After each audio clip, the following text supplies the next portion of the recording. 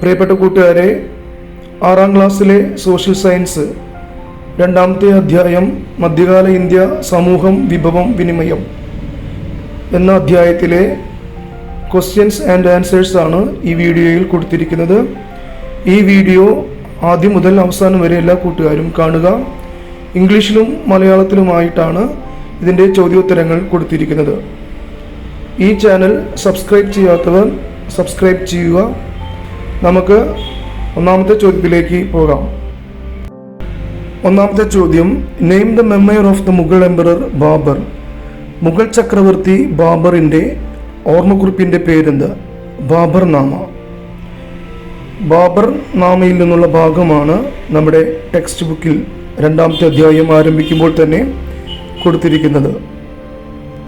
Second question, what information can we gather about India from Babur Nama. Babur നാമയിൽ ഇന്ത്യയെക്കുറിച്ച് എന്തെല്ലാം കാര്യങ്ങളെക്കുറിച്ചാണ് മനസ്സിലാക്കാൻ കഴിയുന്നത്? Babur speaks about the diversity and resources of India. Hindustan is a wonderful land and it is entirely different from other countries. The mountains, rivers, forest and desert here are unique. The animals, plants, people, language, rain and wind are all diverse. അതായത് ഇന്ത്യയിലെ വൈവിധ്യങ്ങളും വിഭവങ്ങളുമാണ് ബാബർ വിശദീകരിക്കുന്നത്. ഹിന്ദുസ്ഥാൻ അത്ഭുതമുളവാക്കുന്ന ഭൂഭാഗമാണ്. മറ്റു രാജ്യങ്ങളുമായി താരതമ്യം ചെയ്യുമ്പോൾ അത് തികച്ചും വിഭിന്നമാണ്. ഇവിടുത്തെ പർവ്വതങ്ങൾ, നദികൾ, കാടുകൾ, മരുഭൂമികൾ എല്ലാം വ്യത്യസ്തമാണ്. ഇവിടുത്തെ മൃഗങ്ങൾ, ചെടികൾ, ജനങ്ങൾ, ഭാഷകൾ, മഴ, കാറ്റ് എല്ലാം വൈവിധ്യമാർന്നതാണ്.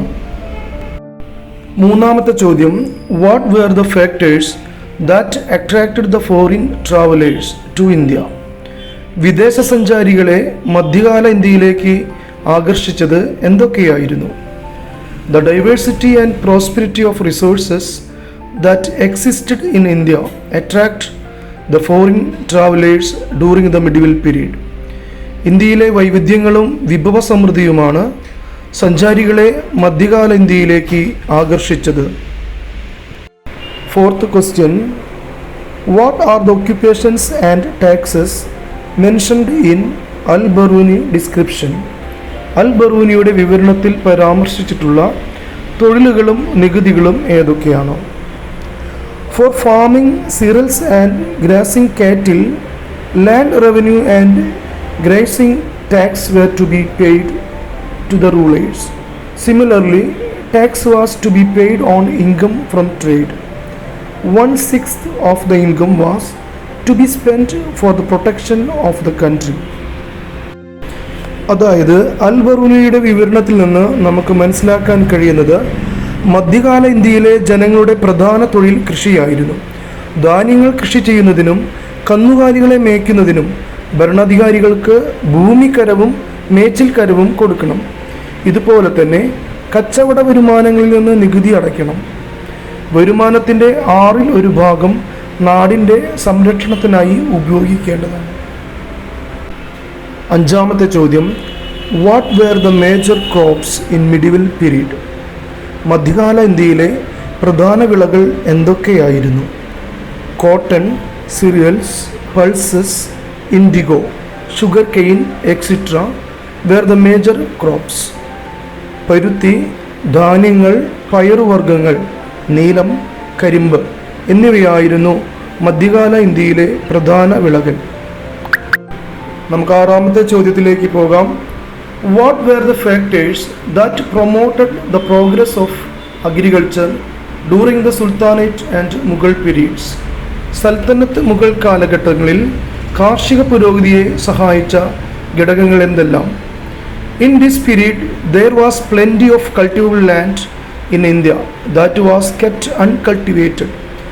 Those who first cultivated in such land were granted its ownership right. The hardworking farmers tried to win the ownership of such lands in this way. The rulers arranged irrigation facilities, supplied seeds and granted tax relaxation. അതായത് കൃഷിക്ക് അനുയോജ്യമായതും എന്നാൽ കൃഷിയിറക്കാത്തതുമായ ഭൂമി ആ കാലത്ത് ഇന്ത്യയിൽ ധാരാളമുണ്ടായിരുന്നു. ഭൂമിയിൽ ആദ്യമായി കൃഷി ചെയ്യുന്നവർക്ക് അതിൻ്റെ ഉടമാവകാശം ലഭിച്ചിരുന്നു. ഇപ്രകാരം കൃഷിഭൂമിയുടെ ഉടമാവകാശം നേടാൻ ഉത്സാഹശീലരായ കർഷകർ ശ്രമിച്ചു. കാർഷിക പുരോഗതിക്കായി ഭരണാധികാരികൾ പല നടപടികളും സ്വീകരിച്ചു. ജലസേചന സൗകര്യങ്ങൾ ഒരുക്കി, വിത്തുകൾ വിതരണം ചെയ്തു, നികുതി ഇളവുകൾ നൽകി. ഏഴാമത്തെ ചോദ്യം, എക്സ്പ്ലെയിൻ ജാഗിർദാരി ആൻഡ് ഇക്ത. ജാഗിർദാരിയും ഇക്തയും എന്തെന്ന് വിവരിക്കുക. In the medieval period the officers were given land as wages. This system was known as iqta during the sultanate period and jagirdari during the Mughal period. മധ്യകാലഘട്ടത്തിൽ ഉദ്യോഗസ്ഥർക്ക് വേതനമായി ഭൂമി പതിച്ചു കൊടുത്തു. ഈ സമ്പ്രദായം സൽത്തനത്ത് കാലഘട്ടത്തിൽ ഇക്ത എന്നും മുഗൾ കാലഘട്ടത്തിൽ ജാഗിർദാരി എന്നും അറിയപ്പെട്ടു. എട്ടാമത്തെ ചോദ്യം, in addition to agriculture many occupations for making agricultural tools existed in village. What might be they? കൃഷിയോടൊപ്പം കാർഷിക ഉപകരണങ്ങളുടെ നിർമ്മാണവുമായി ബന്ധപ്പെട്ട പല കൈത്തൊഴിലുകളും ഗ്രാമങ്ങളിൽ നിലനിന്നിരുന്നു. അവ എന്തൊക്കെയായിരിക്കും? Metal work, wood work, weaving, pottery. ലോഹപ്പണി, മരപ്പണി, നെയ്ത്ത്, മൺപാത്ര നിർമ്മാണം. ഒൻപതാമത്തെ ചോദ്യം, what were the major occupation in towns during the medieval period? എന്തൊക്കെ പ്രധാന തൊഴിലുകളായിരുന്നു മധ്യകാല ഇന്ത്യയിലെ പട്ടണങ്ങളിൽ നിലനിന്നിരുന്നത്? Weaving and other handicrafts were the major occupation in towns. നെയ്ത്തും മറ്റു കൈത്തൊഴിലുകളുമായിരുന്നു മധ്യകാല ഇന്ത്യയിലെ പട്ടണങ്ങളിൽ പ്രധാനമായും നിലനിന്നിരുന്നത്. പത്താമത്തെ ചോദ്യം, how did the agriculture sector promoted the growth of the textile industry? കാർഷിക മേഖല നെയ്ത്ത് വ്യവസായത്തിൻ്റെ വളർച്ചയെ സഹായിച്ചത് എങ്ങനെ? The cotton, indigo and silk produced by the rural folks enriched the textile industry. The Indian weavers produced garments of different colors and quality. Indigo and color mixtures were used for dyeing the textile. Indian textile won world acclaim. ഗ്രാമീണ ജനത ഉൽപ്പാദിപ്പിച്ച പരുത്തിയും നീലവും പട്ടുനൂലും നെയ്ത്ത് വ്യവസായത്തെ ശക്തമാക്കി. Indian നെയ്ത്തുകാർ വ്യത്യസ്ത ഗുണത്തിലും നിറത്തിലുമുള്ള വസ്ത്രങ്ങൾ ഉൽപ്പാദിപ്പിച്ചു. തുണിയിൽ ചായം മുക്കുന്നതിന് നീലവും നിറക്കൂട്ടുകളും ഉപയോഗിച്ചു.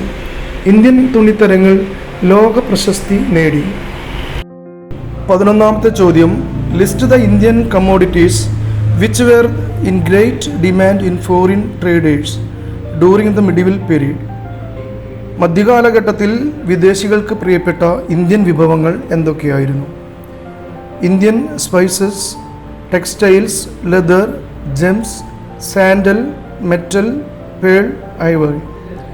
സുഗന്ധവ്യഞ്ജനങ്ങൾ, തുണിത്തരങ്ങൾ, തുകൽ, രത്നങ്ങൾ, ചന്ദനം, ലോഹങ്ങൾ, മുത്ത്, ആനക്കൊമ്പ് എന്നിവയായിരുന്നു വിദേശികൾക്ക് പ്രിയപ്പെട്ട ഇന്ത്യൻ വിഭവങ്ങൾ.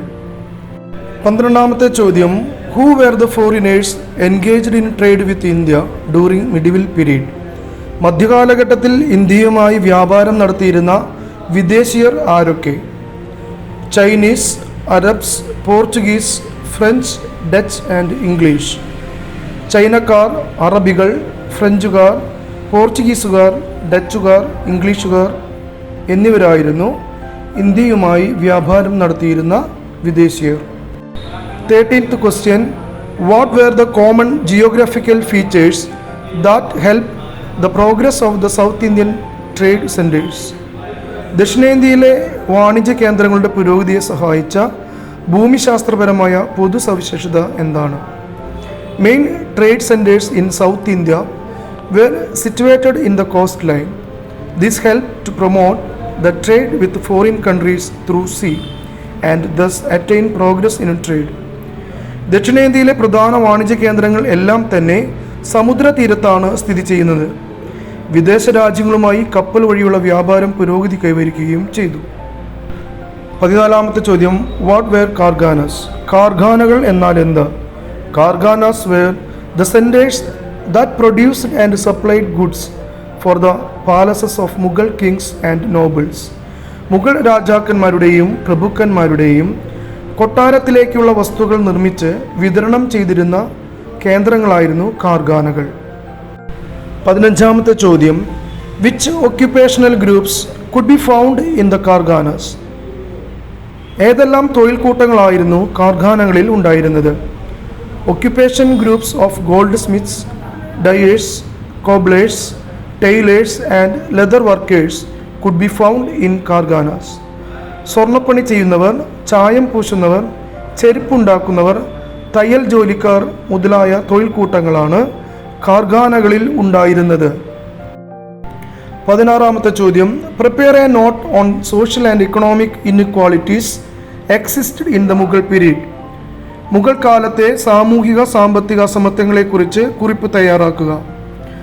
Social status were determined on the basis of caste, occupation and wealth. Kings, lord, priest, officers, etc. enjoyed higher social status. Those who engaged in agriculture and handicraft belonged to lower social strata. Each caste had its own customs and rituals. Evil customs like the sati and child marriage prevailed. ജാതി, ഉദ്യോഗം, സമ്പത്ത് തുടങ്ങിയ അടിസ്ഥാനമാക്കിയാണ് സാമൂഹിക പദവികൾ നിർണ്ണയിക്കപ്പെട്ടിരുന്നത്. രാജാക്കന്മാർ, പ്രഭുക്കന്മാർ, പുരോഹിതന്മാർ, ഉദ്യോഗസ്ഥർ തുടങ്ങിയവർ ഉയർന്ന സാമൂഹ്യ പദവി അനുഭവിച്ചു. കൈത്തൊഴിലുകളിലും കൃഷിയിലും ഏർപ്പെട്ടിരുന്നവർ സമൂഹത്തിലെ താഴെത്തട്ടിലുള്ളവരായിരുന്നു. ഓരോ ജാതിയിൽപ്പെട്ടവർക്കും അവരുടേതായ ആചാരങ്ങളും അനുഷ്ഠാനങ്ങളും ഉണ്ടായിരുന്നു. സതി, ശൈശവ വിവാഹം തുടങ്ങിയ അനാചാരങ്ങൾ നിലനിന്നിരുന്നു. അടുത്ത ചോദ്യം, ഇവിടെ ക്വസ്റ്റ്യൻ നമ്പറിൽ ഒരു ചെറിയ മിസ്റ്റേക്ക് വന്നിട്ടുണ്ട്. അത് 17ാമത്തെ ചോദ്യമാണ്. അപ്പോൾ ക്വസ്റ്റ്യൻ നമ്പർ നിങ്ങൾ കറക്റ്റ് എഴുതുക. Which are the educational centres in medieval India? മധ്യകാല ഇന്ത്യയിലെ പ്രധാന വിദ്യാകേന്ദ്രങ്ങളേവ? ബനാറസ്, ആഗ്ര, ലാഹോർ, കാഞ്ചി, മധുര, ഡൽഹി. അടുത്തത് 18ാമത്തെ ചോദ്യം, who is the author of Lilavati? Lilavati രചിച്ചതാര്? ഭാസ്കരാചാര്യൻ.